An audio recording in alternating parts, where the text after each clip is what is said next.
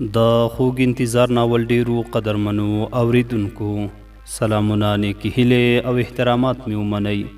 قدرمنو اوریدونکو د خوږ انتظار ناول درېیمې او خوندورې برخې ته مو زه سمیع الله ایوبي هرکلی کوم. دا هم تاسې او دا هم د ناول درېیمه برخه. امید لرم چې دغه خوندوره برخه تر پایه پورې راسره واورئ.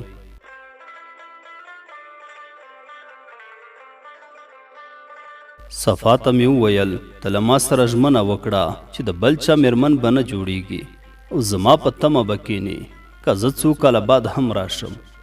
صفا کله چې سبحان راته دا خبرې شروع کړې نه پوهېږم څو ساعته یې ونیول چې خلاصې شوې. ډېره خوشحاله شوم له هغو خبرو څخه چې ما واورېدې ځکه ما هم ورسره مینه درلوده.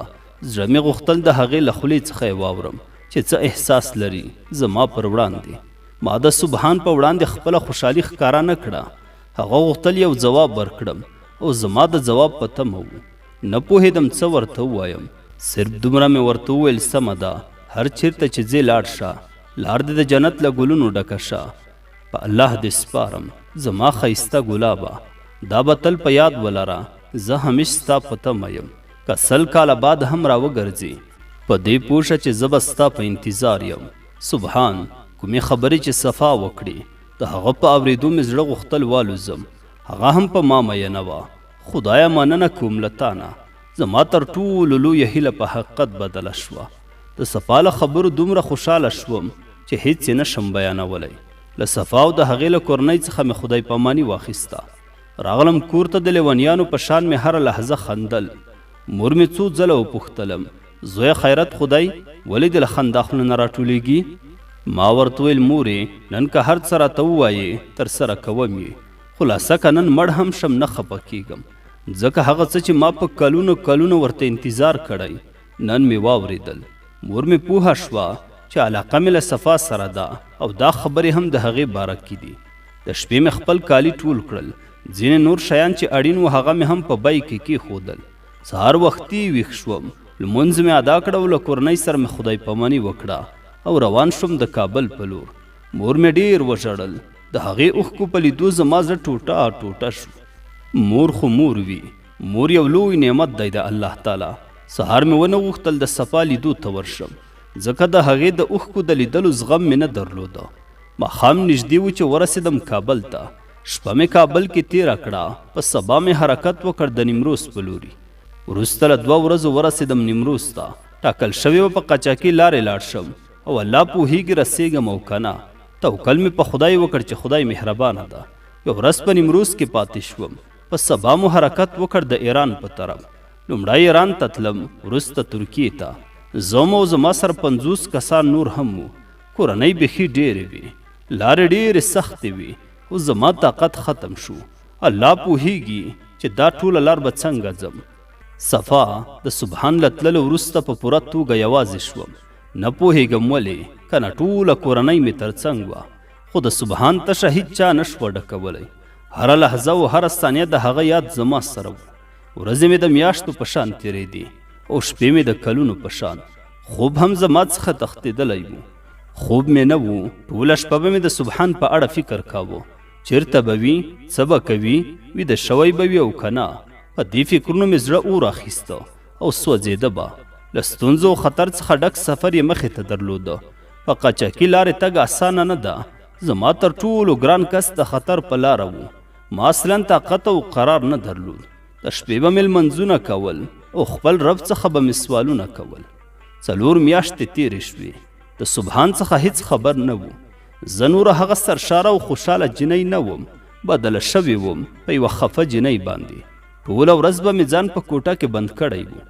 له هیڅ چا سره مې خبرې نه کولې. د تنهایۍ په کونج کې به مې د خپلې خوښې نظم اورېده او بس. د شپې به مې د نظم په اورېدلو سره له سترګو اوښکې روانې وې او په ژړا ژړا کې به خوب وړی وم. 2 میاشتې تېرې شوې چې د سبحان د خبر په تمه یم خو نه پوهېږم چې څومره باید نوره په تمه شم. د صفا مور له کوم وخت څخه چې سبحان تللی دی صفا هم بیخي بدله شوې. د بې روحه جسد په شان شوې. نه سمه ډوډۍ خوري نه له چا سره خبرې کوي. صرف ځان یې په کوټه کې بندي کړی. دې حالت ته ډېر اندېښمنه وم. د صفا له پلار سره مې خبرې وکړې تر څو ډاکټر ته یې بوځي. ډاکټر ته لاړه خو هېڅ ګټه یې ونه کړه. شپه ورځ په همغه یو حال وه. زما یوه دانه لور په څغه مخته ده. زړه مې ټوټه ټوټه کېږي. د حالت په لیدو یې هېڅ مرسته ورسره نشم کولی. څو میاشتې وشوې چې له سبحان څخه هم خبر نشته. که کوم خبر ورسېد صفا شاید خوشحاله شي. سبحان له یوې میاشتې وروسته د تهران ښار ته ورسېدو. هر څومره چې مې کوشش وکړ ومې نشوی کولی خپلې کورنۍ ته احوال ورکړم، ځکه چې موبایل مې نه درلوده او نه مې شوی کولی چې د باندې لاړ شم. کله اتاق څخه وتلی وای نیول کېدم. د دې لپاره چې ژمی و، د ترکیې د لارې حالت هم چندانې ښه نه و. قاچاقبر وویل باید یوه میاشت په ایران کې پاتې شو. په یو سوپر مارکیټ کې راته کار پیدا کړ. په کار کولو مې پیل وکړ. د دې لپاره چې زه په کار کې نوی وم نو چندانې ښه معاش یې نه راکاوه. میاشت ختمه شوه. معاش یې چې راکړ 8,000 و. وامې خیسته او د ترکیې په لور مو حرکت وکړ. دومره سختۍ او بدبختۍ چې د ترکیې په لار کې ما ولیدې، په ټول عمر کې به مې دومره سختي نه وي تېرې کړې. زړه مې تر خولې را رسېدلی و. بې له اندازې زیات پښیمانه وم. له راتګ څخه مې له ځان سره مې ویل چې تر ټوله لویه غلطي مې په ژوند کې همدا سفر و چې په قاچاقي لارې مې وکړ.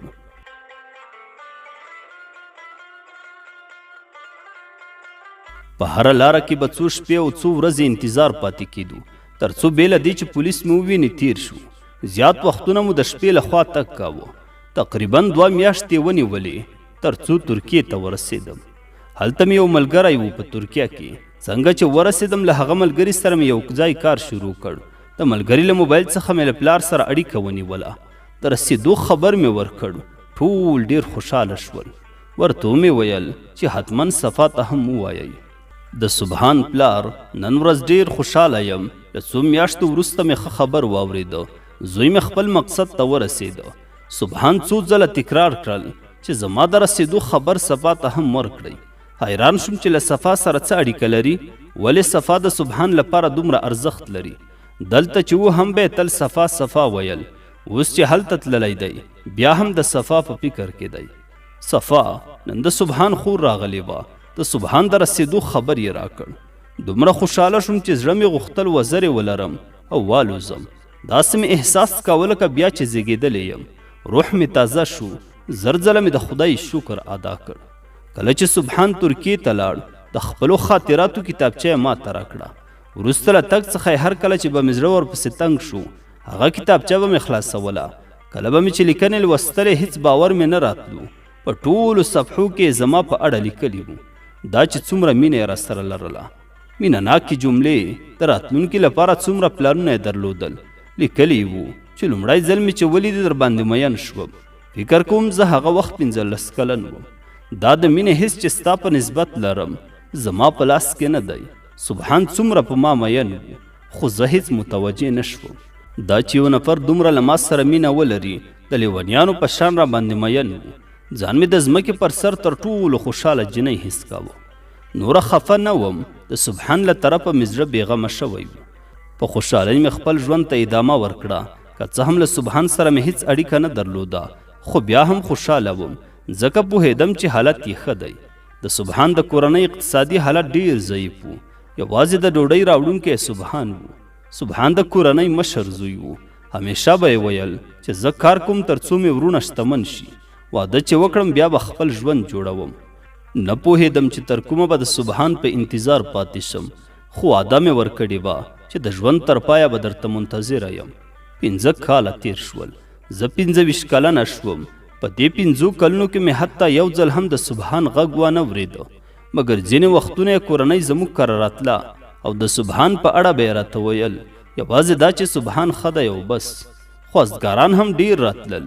مور او پلار مې غوښتل چې زه یې قبول کړم، خو دوی نه پوهېدل چې زما په زړه کې بل څوک دی. د صفا پلار له 7 کلونو وروسته یو ځل بیا د سجاد کورنۍ د صفا غوښتلو لپاره راغله. اوس نورې بهانې هم نشم ورته کولی چې صفا کوچنۍ ده یا کوم بل دلیل راوړم. صفا لویه شوې وه او اوس یې د واده وخت و، خو نه پوهېږم څنګه ورته ووایم. مور یې هم هېڅ رضایت نه لري، وایي چې هغوی ښه خلک نه دي. اندېښمن یم چې څه کار باید وکړم. نن شپه مې پرېکړه وکړه چې له صفا سره باید خبرې وکړم. ځکه تر ټولو اړین د صفا رضایت دی. صفا نن شپه پلار مې وویل لورې راشه غواړم له تا سره د یوې مهمې موضوع په اړه خبرې وکړم. زړه مې ولړزېده. یو ځل بیا مې فکر وکړ چې غواړي ما نامزاده کړي. پلار مې راته وویل ګوره زما ښایسته لورې په دې دنیا کې هیڅ شی ما ته ستا له خوشحالۍ څخه مهم نه دي. ته خپله پوهېږې چې ما په ژوند کې ډېرې غلطۍ کړي دي. ستا له ژوند سره مې لویه دوکه کړې ده. هغه کار چې یو پلار یې هیڅکله د خپلې لور له ژوند سره نه کوي. خو ما بدبختانه دا کار وکړ. سجاد ښه هلک دی، همدارنګه کورنۍ هم ښه ده، خو زما لپاره یوازې ستا خوشحالي مهمه ده. زه له تا نه غواړم چې په زوره دا اړیکه قبوله کړي. هره خبره چې دې په زړه کې وي بې له کومې ویرې خپل پلار ته ویلی شي. که ته دا کوژده له سجاد سره نه قبلوي زه به حتما یو کار وکړم. پوهېږم چې ما غلطي کړې ده، خو تر دې حده بې غیرته نه یم چې خپله لور هغه چاته ورکړم چې هیڅکله پرې راضي نه وي. ما ورته ویل پلاره که چېرته زه ووایم چې هیڅکله په دې کوژده رضایت نه لرم ته څه کوې؟ کولی شي چې رد یې کړې؟ غواړم په خپله خوښه ژوند وکړم. ته خپله پوهېږې پلاره چې ژوند د یوې ورځې یا 2 ورځو کار نه دی. ستا په خبره د عمر سودا ده. که چېرته زه راضي ونه اوسم څنګه کولی شم ژوند وکړم؟ پلار مې راته ویل سمه ده د پلار ګرانې تر څو چې ته راضي ونه اوسې هیڅ د زور کار نه دی. زه د سجاد له کورنۍ سره خبرې کوم، ورته وایم چې خپل زوی ته مو یوه بله جینۍ وغواړئ. زه خپله د کوژدې واده ټول مصارف درکوم. فقط له تاسو غواړم چې اجازه راکړئ زما لور راحته ژوند وکړي او په خپله خوښه واده وکړي. د صفا مور د سجاد کورنۍ راغلې وه د دسمال د وړلو لپاره، خو کله چې سردار ورته وویل چې زما لور راضي نه ده او غواړي په خپله خوښه واده وکړي قیامت جوړ شو. د سجاد کورنۍ پر خاوند مې حمله وکړه. دومره یې ووهه چې حتی نه شوی کولی چې ودرېږي. ما او صفا په لوړ غږ وژړل او له همسایهګانو څخه مو مرسته وغوښته، خو خلک یوازې د نندارې کولو لپاره راټول شوي وو. کله چې ولیدل چې د سردار حالت ډیر خراب شو له وهلو یې لاس واخیسته.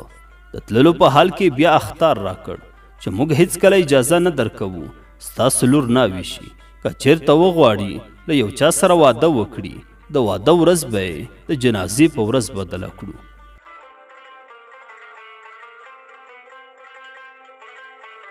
صفا نه پوهېدم چې تر دې حده د سجاد کورنۍ بې رحمه ده. بیچاره پلار مې له ډېر درده شپه او ورځ آهونه کول او ډېر ځورېده. ژوند څومره بې رحمه دی. کله چې د پلار حالت وینم وایم کاشکې ما قبول کړي وی. دا د زور کوژده، دا دښمني به ختمه شوې وه. یوازې زما ژوند په خطر کې نه و بلکې زما د کورنۍ او سبحان ژوند هم په خطر کې و. که چېرته ما له سبحان سره واده کړی وی نو هغه ته به حتما ضرر رساوه. ما بیا څنګه طاقت کړی وی؟ خدایا څومره بد تقدیر دې را کړی دی. په ماشومتوب کې مې فکر کاوه چې تر ما خوشبخته څوک نشته. نه پوهېدم چې په ځوانۍ کې به څومره تریخ ژوند زما په انتظار کې وي. کاش سبحان زما په ژوند کې نه وی، له ما سره یو ځای هغه هم تباه شو. سبحان عمر څومره زر تیریږي، ورځ تر بلې بوډا کیږو، خو ژوند او کار هیڅکله اسانه نشي کېدی. عمر او ځواني مې په غربت او د یار په غم کې تېره کړه. 10 کاله وشول چې له خپل وطن څخه لرې یم. هر څومره چې کار کوم او زحمت باسم خو نشم کولی له ځان سره سرمایه جوړه کړم تر څو بیرته خپل وطن ته لاړ شم او پاتې عمر مې له خپلې کورنۍ او صفا سره تیر کړم. په دې کلونو کې هر څومره کار چې مې وکړ پیسې مې ټولې خپلې کورنۍ ته ولېږلې. زموږ د کورنۍ اقتصاد ډیر بد و. کله چې ما کار پیل کړ یوازې زه د کورنۍ د ډوډۍ راوړونکی وم. صفا ته مې وعده ورکړې وه چې څنګه له ایران څخه راشم کورنۍ مې ستا غوښتلو ته درلیږم. واده به وکړو او یو ښکلی له خوشحالیو ډک ژوند به ولرو. خو 15 کاله وشول چې صفا زما په انتظار ده. زړه مې ډیر غواړي چې بیرته خپل وطن ته لاړ شم، خو کله چې هلته لاړ شم نه به پیسې ولرم او نه به کوم کار، خو بیا هم بغیر له خدای مې بل څوک ملاتړ کوونکي نه دي. صفا ستا خیال لکه مقناطیس دی. زه هره لحظه بې اختیاره ستا خواته کش کېږم. د سبحان په نوم مې خپله ځواني قرباني کړه. 35 کلنه شوم خو هیڅ خبر یې له راتګ څخه ونه شو. کاش یوازې د مینې درد مې سوځولم، خو دا لعنتي غچ هم هیڅ ختمېدونکی نه و. په هیڅ ځای کې آرام نه لرم، نه په کور کې او نه هم د باندې. کله چې له کوره د باندې ځم د سجاد کورنۍ د ساتونکو په شان زما تر شا وي. هر قدم چې واخلم هغوی خبرېږي. هره خواستګاري هم چې زما پسې راشي کله چې په دې خبر شي بیرته ځي هغې کورنۍ ته اخطار ورکوي زما په اړه بدې خبرې کوي او هره خبره د تل په شان تکراروي وایي دا جنۍ زموږ د هلک د سجاد په نوم ده او له دې خبرې څخه نورې بدې خبرې هم کوي خدای دې ورته سخته سزا ورکړي سجاد یو کال مخکې واده وکړ او د یوه ماشوم پلار دی خو ما نه پرېږدي زما ژوند په ډېر بد شکل دوام لري یوازینی امید مې الله ته دی نه پوهېږم ولې خو د زړه له کومې هیلهمنده یم چې حتما به یوه ورځ راشي چې زما د ژوند هیلې او خوبونه به په حقیقت بدل شي بیچاره پلار مې زما له امله ډېر خفه و ویل به یې زه ستا د دې بدبختۍ لامل یم هیله کوم ما وبخه د پلار لورې زما ګران پلار ورځ تر بلې سپین ګیری کیږي وروڼه مې لوی شول خو ښه هلکان نه شول د پلار او کور په اړه هیڅ پروا نه لري هر څه چې زړه وغواړي همغه کوي بیچاره پلار مې چې په هر څومره نصیحت ورته کاوه هیڅ غوږ یې نه ورته نیوه د پخوا په شان نه و زموږ د ژوند اقتصاد ډېر خراب شو په مجبورۍ به مو ګزاره کوله پلار مور او زه یوازې همدغه 3 کسان په کور کې وو وروڼه مې نه شپه او نه ورځ هیڅکله په کور کې نه وو له 15 کلونو وروسته د سبحان د راتګ خبر راغی د راتګ خبر چې مې واورېده بې له اندازې ډېره خوشحاله شوم یوازې الله پوهېده چې څومره مې زړه ورپسې تنګ شوی و